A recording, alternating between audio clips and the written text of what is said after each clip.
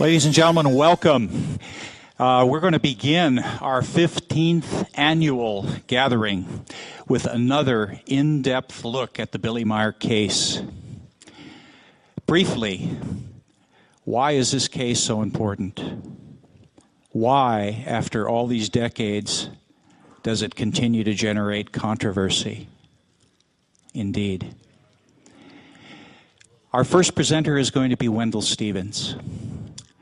Wendelle needs no introduction, but let me just say a few words. Wendelle was there, first person. He experienced many high strangeness paranormal events surrounding the Billy Meier case. Stuff that in no way could it possibly happen without literally otherworldly intervention. This case is real, folks, and if you've ever had any doubts about it, by the conclusion of this 4 hours tonight, I think your doubts will vanish. Ladies and gentlemen, Wendelle.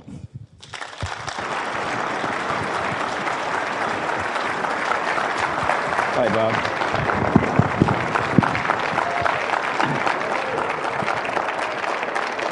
Nice to see so many old friends here. You know, people still ask me, they come up to me, even here today, and say, do you really believe in this Meier case? And I only have one. The first thing I think of is, oh, is he uninformed? And then I think, if he only had all the information that I have, he wouldn't be asking the question in the first place. So I decided I'd try to tell you why I believe the case, and why I believe it could not be anything else but a real case. Wendelle Stevens, retired U.S. Air Force Lieutenant Colonel. He worked as test pilot for the Air Technical Intelligence Center. He had some participation in the Blue Book project. After leaving the Air Force, he was investigating UFO activity, and he had one of the largest collections of UFO photographs in the world, with more than 3,000 samples. He documented 22 extraterrestrial activity cases. He wrote several books about this phenomenon.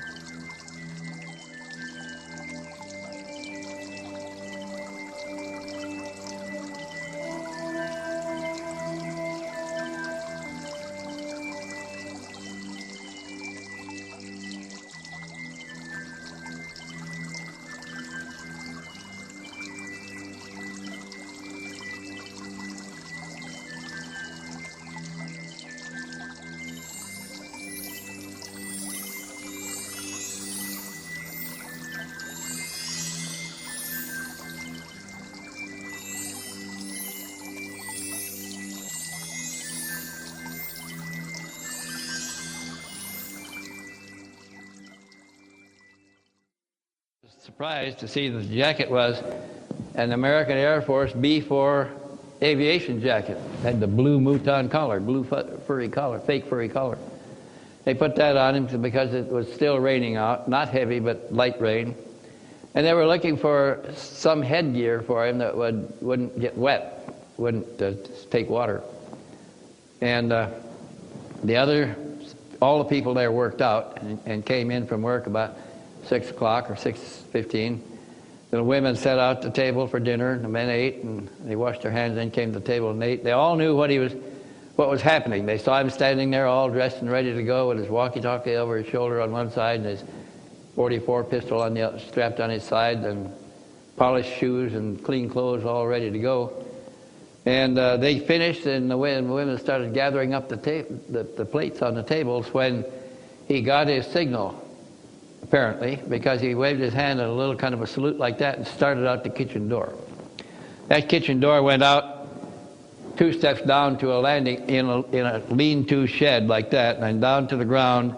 There was about 10 or 12 steps from that to the end door opening out to the outside, and that was closed with a spring, a flexible spring.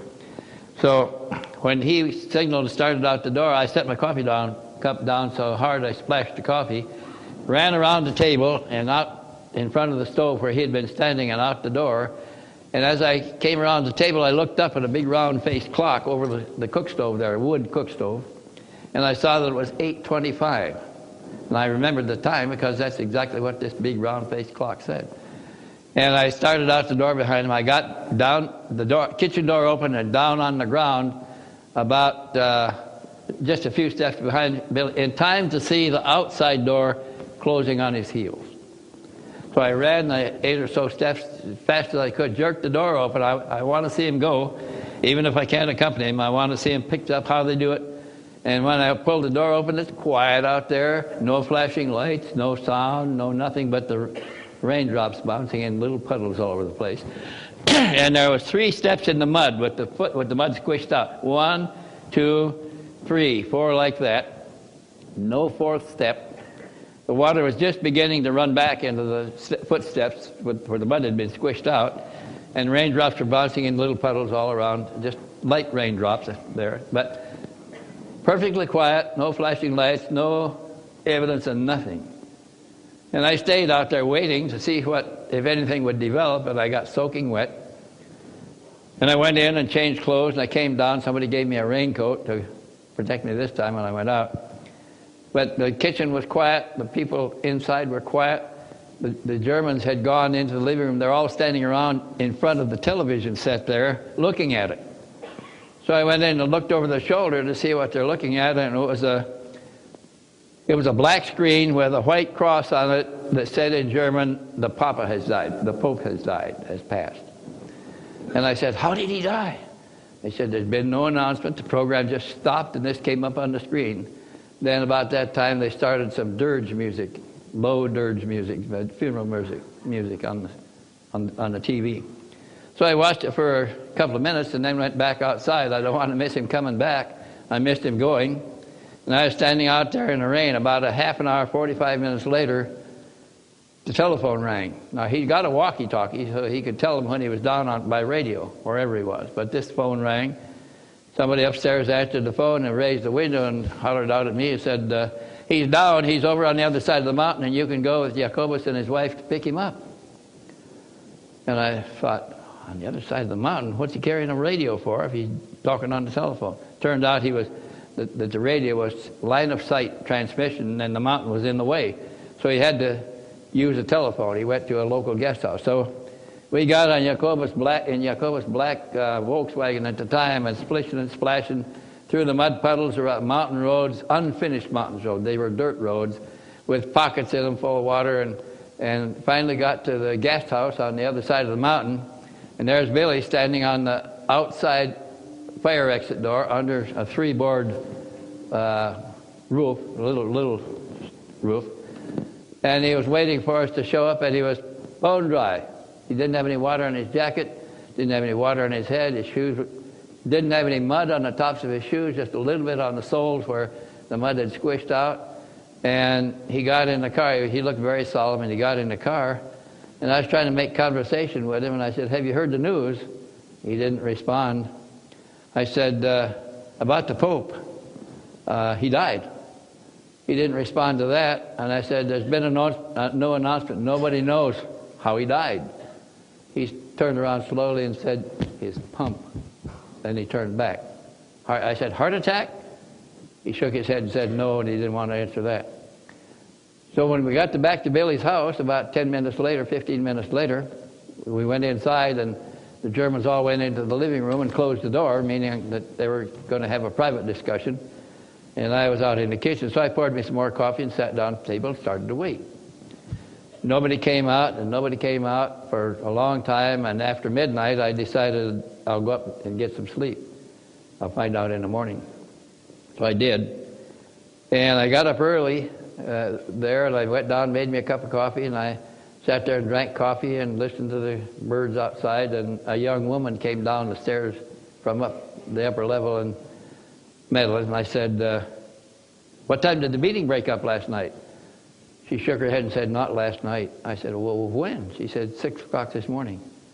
I thought, oh, man, it'll be a long time before Billy gets up. Can you tell me what happened? He said, oh, I can't tell you. He'll tell you. So I waited some more, and he got up about 9:30. And they fixed him a cup of coffee, and we started to sit down at the kitchen table and drink it, and he jerked his head like that for me to follow him. And we went outside and sat on the patio at a metal table, a patio table with a glass top and iron chairs around it. And I said, gee, Billy, can you tell me what happened last night? He thought a minute, and he looked up and looked me straight in the eye, and he said, I watched them murder the Pope. I said, murder the Pope? We don't murder popes these days. That's old historical stuff. It just doesn't happen in modern times. He looked up at me again, and he said, I watched them murder the Pope. I said, oh, that's unbelievable, unbelievable. He said, I watched it all on viewing screens. He said, we got there 5 or 10 minutes before. We watched that Pope's manservant prepared a warm tea before he got in bed each night, Pope Paul VI. And the first scene they showed Billy was the manservant in the kitchen in the Vatican preparing the tray with the warm tea on it for the Pope. And there was a cardinal standing there with his hands in his pockets of his cassock, just watching what was going on. Nothing was being said.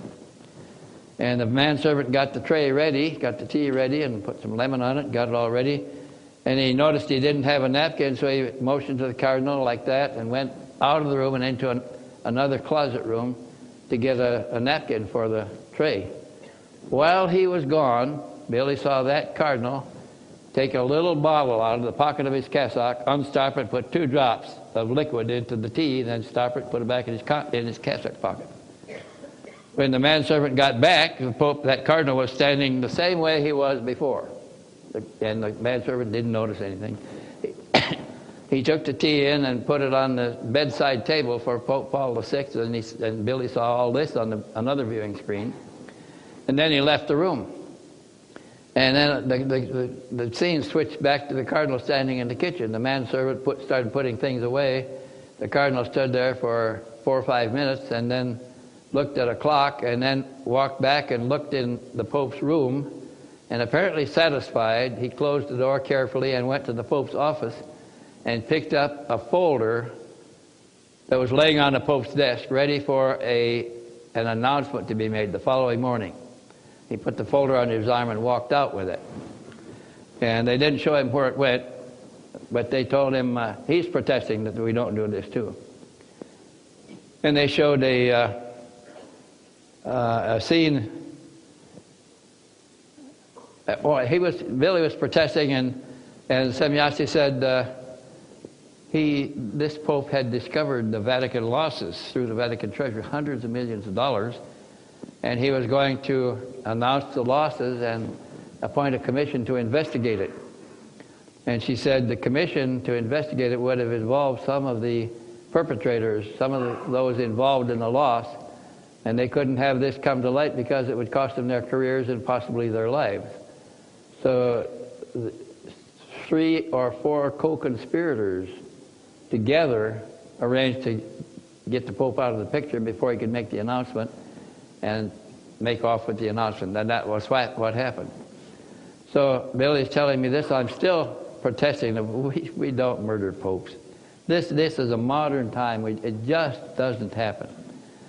He said, well, I can tell you something else that you can watch for. He said, they showed me that the next pope, his successor, would be elected on the largest conclave in the history of the church. Of course, there's more cardinals. It would be elected on the shortest ballot. And in my research, I found there was only one other ballot that short. He'd be elected on the third ballot. It'll take 33 days to verify the ballot. They evidently poll the cardinals that vote. They verify the ballot, and they said the new pope will take the name. They gave Billy the name that the newly elected pope would be, his given name. And then they said when he was crowned pope, he would take the name John Paul I. And then they added that this pope will discover the losses and begin the process all over again, and the co-conspirators act once more, and he'll die by the same hands for the same reason in exactly 33 days, the same minutes it took to poll a vote. Now, that's something I could check, and this is only there hasn't even been a proper announcement about the pope that was just died. So I made notes of that, and but I'm still protesting, and Billy said he's trying to reinforce his position. So he said, again, I can tell you something else, Mr. Stevens. He said, after the short-term pope that will reign 33 days, he will perish by the same hands. He said, then the cardinals, the Vatican hierarchy is still in charge of the Vatican. And the hierarchy will decide to elect a pope outside of the Vatican hierarchy, so he has less chance of finding out what's going on. And they gave Billy the name of the second pope to follow Pope John Paul I. Hasn't even been elected yet. They said that second pope will be Cardinal something Wasinski. It was Pope John Paul II's given name before he became a cardinal or became the pope. And they said that he will have a choice. After he's crowned pope, he will discover the loss, and he'll have a choice. Either he has to do the right thing and act and suffer the same fate or risk the same fate, or he's going to have to ignore it and do nothing about it until he can get some better control in the Vatican. And apparently John Paul II decided to do that. They told Billy that new pope from Poland would choose the name John Paul II in honor of the first short-lived pope, the 33-day pope. And he's telling me all of this before any of it happened in reality. And I'm making notes. I've got pages of notes, and he told me more about what would happen after that. He said that the church is near its end anyway. It doesn't have long before it collapses of its own weight. And he said that John Paul II, after he's elected, the Vatican hierarchy, still in charge of affairs in the Vatican, will keep him on the road as much as they can. And they said he may become known as the traveling pope, the smiling pope, but he will be exposed to the public much more than any of the other popes before him. Now remember what happened, who this guy was and how he lived his life. He traveled a lot because the Vatican hierarchy kept him on the road. Now I was so disturbed by what he's telling me, and he got called to the telephone, and then he had to go and do something else, and he didn't come back. And I'm sitting there pondering all of this and thinking, this just can't happen. This is a modern world. And a German journalist that had been sitting in his car waiting to talk to Billy came over to say something. First of all, he wanted to know how you could get in touch with Billy. And I said that I don't know where he went, but he was here a few minutes ago. And I'm sitting there, and he's wanting to ask me some questions about the case. And I said, you say you're a journalist. Who do you work for? And he said, Blick magazine. That's a German news magazine, like Newsweek. I said, there's a bigger story here than you ever imagined. And I started to tell him what Billy had just told me. And I know that I shouldn't have told anybody this because Billy wasn't ready for me to go blabbing it anywhere. But I couldn't resist. I just, it was beyond me. So I told this young man that he should check into the death of the Pope. have doctors examine it, find out what really happened, because this is the information I have. He didn't believe it either. And then I told him that the added information that his successor will be elected on a short ballot. He'll reign. It takes 33 days to verify it.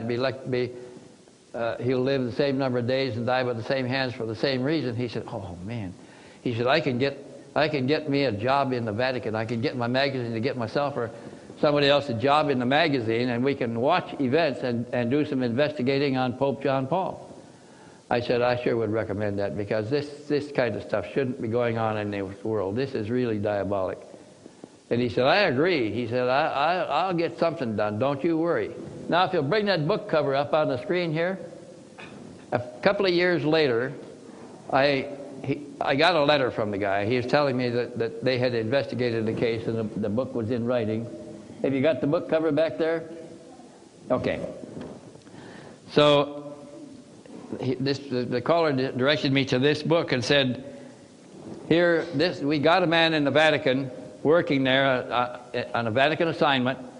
He was an employee in the Vatican, and he was trying to investigate the death of Pope John Paul I when the other pope died, the same way. So now he had fresh clues and fresh information, and he investigated the death of Pope John Paul I and wrote this book, In God's Name. I don't see it on the screen yet, but it was published by Ballantine Books in this country in English, in paperback. There it is, in paperback and hardcover. This is a copy of the hardcover version. I only have one with me. But that describes in detail who the perpetrators were, why they had to do away with the Pope, what would happen to them if that Pope was allowed to continue, and also showing that John Paul had a choice to make that he hadn't made yet. And that was very interesting.